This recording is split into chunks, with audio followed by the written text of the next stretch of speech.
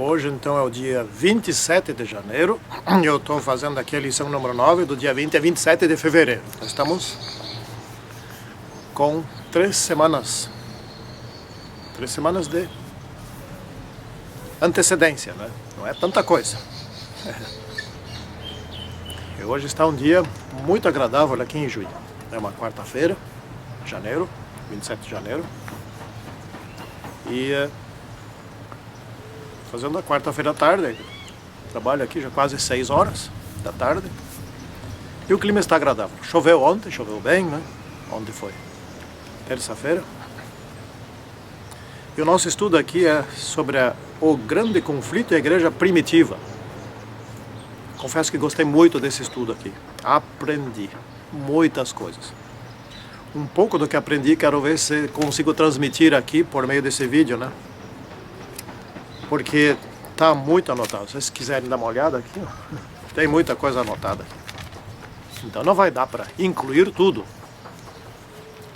Santíssimo e poderoso Deus, ainda mais uma vez te pedimos que Tu estejas conosco nesse estudo, nos iluminando aqui e aqueles que estiverem ouvindo. Em nome de Senhor Jesus Cristo. Amém. Muito bem. Então aqui no verso diz assim: ao ver a intrepidez de Pedro e João, sabendo que eram homens iletrados e incultos, admiraram-se, né? E reconheceram que haviam estado com Jesus. Está em Atos, capítulo 4, versículo 13. Né? Bom, eles já tinham se admirado antes, alguns anos antes, a respeito de Jesus Cristo. Mas como esse homem, que não estudou, sabe tanto, né? Agora se admiraram dos discípulos. Por exemplo, como é que esses discípulos, que nunca estudaram, falam na língua dos outros? Como é que eles têm tanto conhecimento sobre os escritos do Antigo Testamento, porque o Novo ainda não havia, né? Então, como é que Jesus sabe tanto? E agora, como é que os discípulos sabem tanto? Logo, aprendemos aqui uma coisa: Deus capacita, né? Por exemplo, com relação às línguas, já vou antecipar aqui porque aparece mais adiante aqui esse estudo aqui, né? Com relação às línguas, lá no tempo da Torre de Babel, né? Isso aqui é a parte de segunda-feira, né? Dá para incluir aqui, então. Ali aconteceu o contrário. O pessoal da Torre de Babel recebeu o dom de línguas também, né? Então cada família, pelo que diz ali em Gênesis, cada família passou a falar uma língua diferente e esqueceram a língua original, né? Então cada família falava uma língua e esqueceram aquela língua que eles falavam até então, que foi herdada lá do Jardim do Éden, porque se falassem 2 línguas, bom, uma é diferente de todas, mas a outra é igual a todos, eles continuariam com o projeto da torre. Então Deus teve que tirar uma língua e ensinar de um instante para outro outra língua.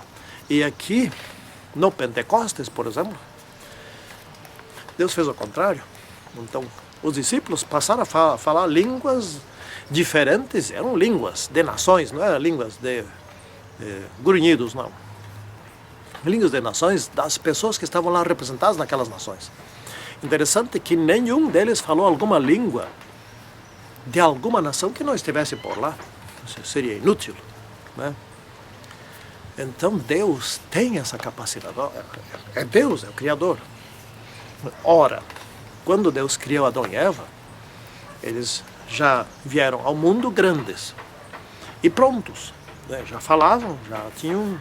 E Deus então já inseriu na criação deles a capacidade de falar, de raciocinar tudo, né? Então ele pode fazer tudo. Isso é muito interessante. Quanto mais a gente debate sobre esses assuntos, mais interessante eles ficam, não é?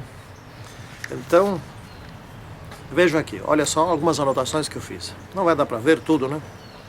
Homens iletrados e incultos, como é que sabem tanto?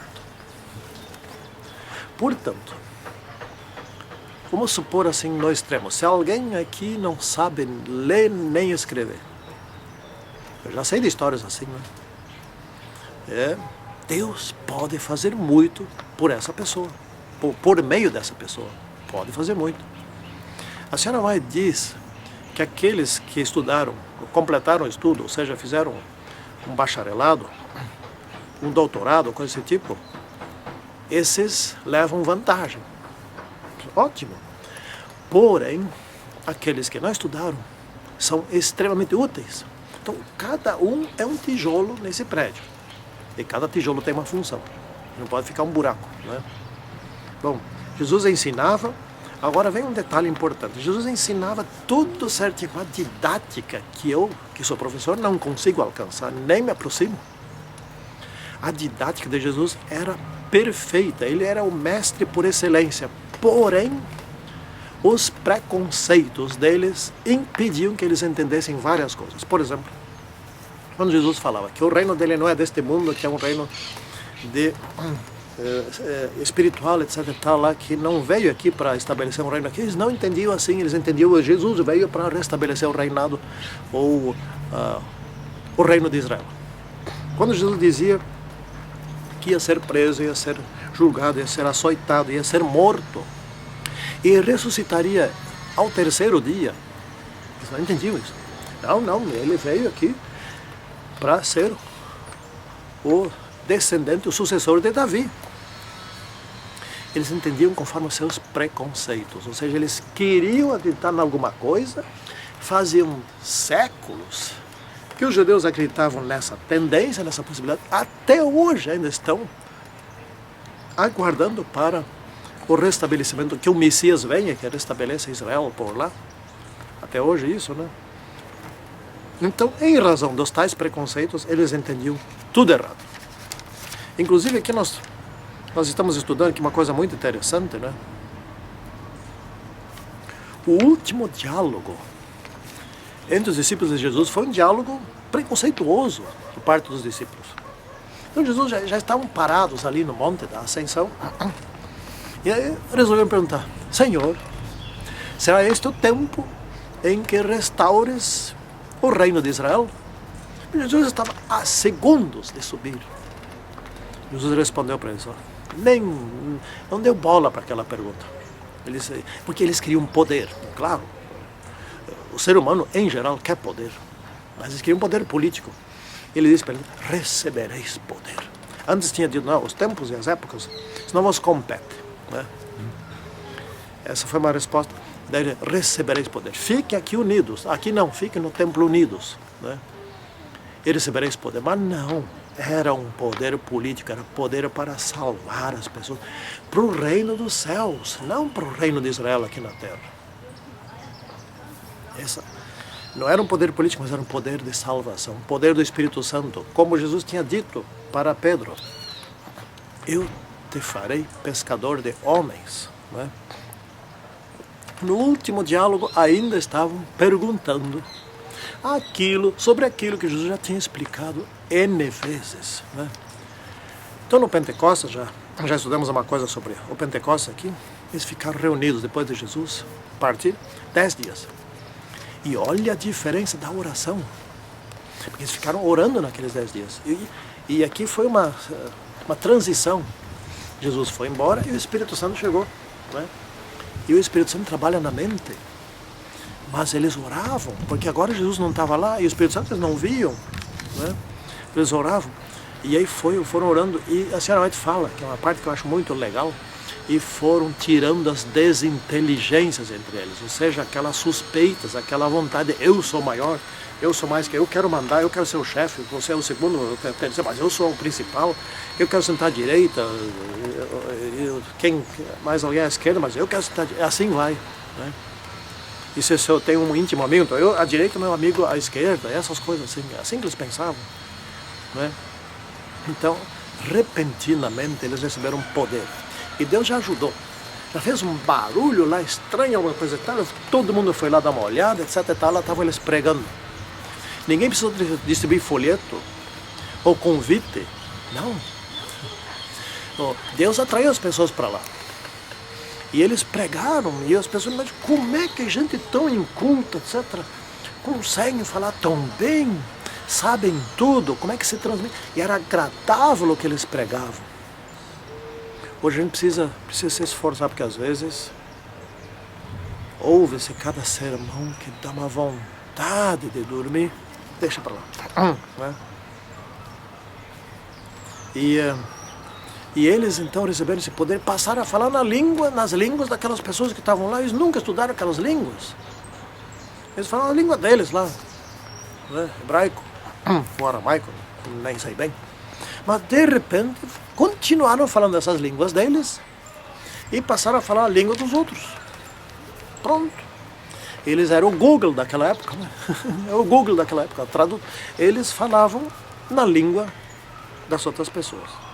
E as outras pessoas, mas como é que... Mas esses não eram discípulos, pescadores, gente humilde, etc. Como é que falam na nossa língua? Como que assim? Como é? Mas ontem eles não falavam nada disso. A última vez que eu vi eles foi ontem, antes de ontem. Né? Eles não falavam línguas diferentes. Agora, como assim? Né? Semana passada ainda vi eles por aí, etc. E tal, não? Mas como assim? Como é que foi? Deus é Deus. Né? Aí começou. Aí começaram a pregar. E aí vieram os saduceus, aqueles que não acreditam na ressurreição, né? Eles vieram lá e foram persegui-los. Persegui-los. Eles tinham matado, cumprindo, os líderes dos judeus tinham matado Jesus, cumprindo o plano contra eles mesmos. Sim, porque havia uma profecia. Cumprindo a profecia contra eles mesmos, eu queria dizer. Havia uma profecia que Jesus seria morto por aquelas pessoas. E eles cumpriram aquele plano. Em vez de terem estudado melhor as profecias, eles nem conseguiram perceber, aqueles líderes judaicos, não os discípulos, não, os líderes, nem conseguiram perceber que aquilo que eles estavam fazendo era contra eles mesmos. Atenção, eu quero destacar aqui um ponto muito importante. Existe uma profecia importantíssima de Ellen White sobre a música dos últimos tempos dentro da igreja. Não a música do mundo, dentro da igreja. Uma música com tambores, música de dança em volume muito alto. Né? Tem muito adventista, pastor inclusive, mulher de pastor, tem muita gente dentro da igreja cumprindo essa profecia contra a sua própria igreja, contra si mesmo. Bom, cada um, né? Mas aqueles se perderam por causa disso. Estes, olha, gente, lamento dizer, se continuarem assim, se não mudarem, tem uma profecia que está se cumprindo. Repito, tem uma profecia de profetiza. Ou não acredita na profetiza? Que outra música vai ser, além dessa? Vai ter uma outra música, diferente dessa, que é pior que rock, que é mais barulhento ainda para dentro da igreja. Vai ter outra? Bom, avalie. Quem é contra isso, avalie, pense bem. Então, após ressuscitar Jesus, quem foi que testemunha a ressurreição de Jesus? Infelizmente não foram os apóstolos, que não acreditaram no que Jesus dizia, eu vou ressuscitar ao terceiro dia.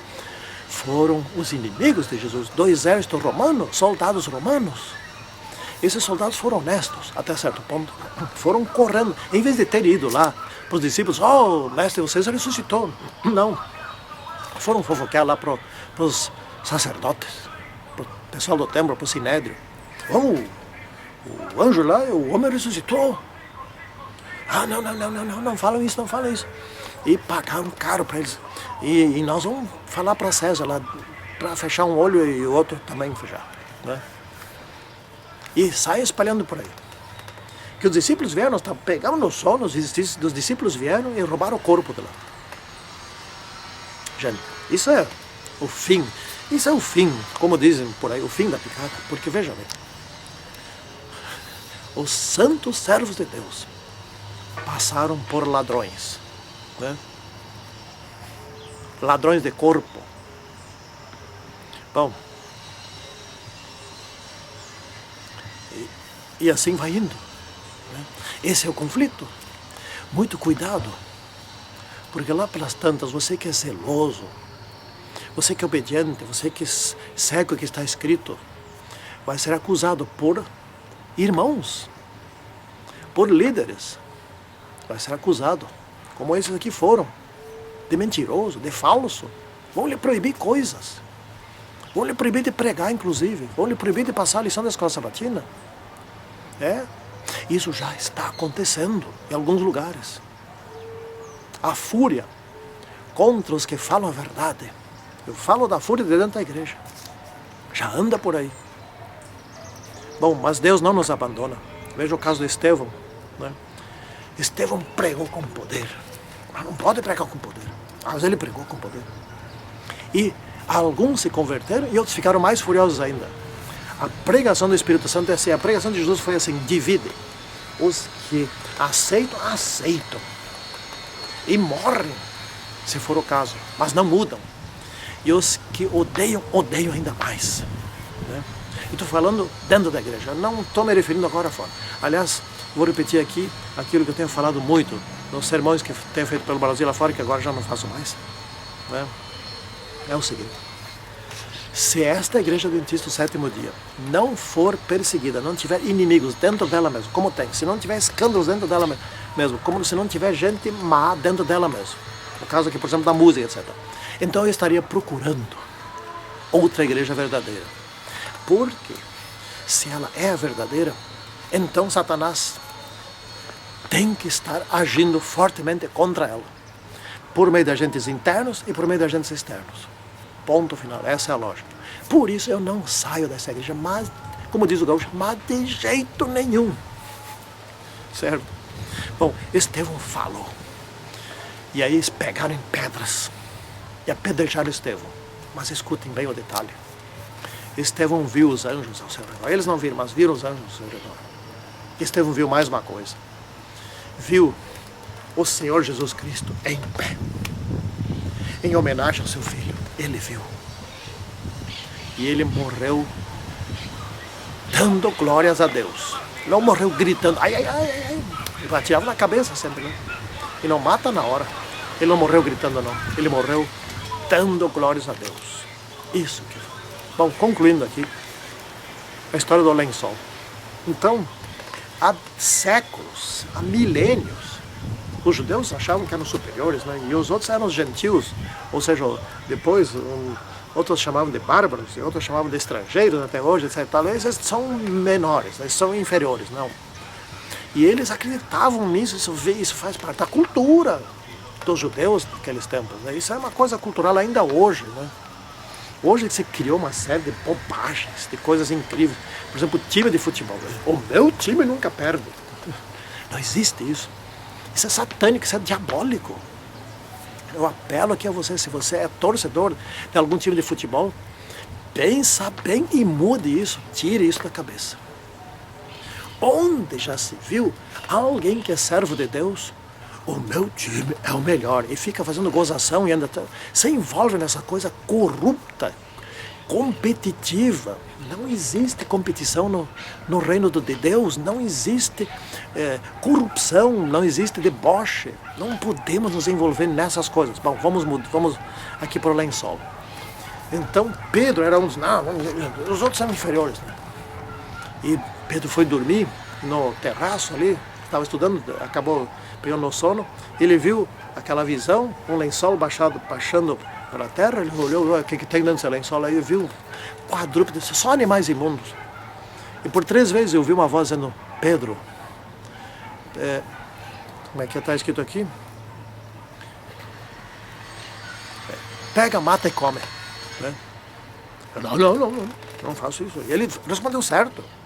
Mas não era para matar aqueles animais, comer. Esses animais estavam simbolizando os gentios. Ou seja, os gentios não eram gentios. Ou seja, os gentios não eram inferiores. Jesus morreu por todos. Não tem essa distinção de gentios e descendentes de Abraão, que são só judeus. Não tem. Não. Deus purificou essa gente. Não existe o cigano, o inferior, enfim, não existe categoria nem classe inferior. Deus quer transformar todos. todos, quer salvar todos. Então, se eu não me salvo, isso depende de mim, não dele. Jesus já morreu por todos, pagou por todos. Então, quando Pedro entendeu, bateram a porta. E Pedro foi com eles. E aí Pedro teve a ratificação de que os gentios não são inferiores. Porque eles lá na casa de Cornélio tiveram o mesmo dom que os judeus tiveram ali. Falaram em línguas. Línguas de outras pessoas, línguas de outras nações. E depois disso, nunca mais, esse dom de línguas apareceu. Hoje está por aí as igrejas que se dizem, falando línguas estáticas, por favor, vamos parar de enganar os outros.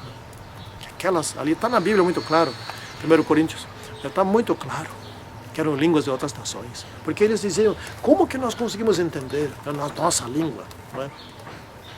Oxalá que nós possamos ser fiéis, como aqueles apóstolos, como aqueles discípulos, e ter o poder do alto. Santíssimo e poderoso Deus, grandioso Deus, fortaleça-nos, torna-nos autênticos, poderosos e úteis para a Tua obra. Em nome do Senhor Jesus Cristo. Amém.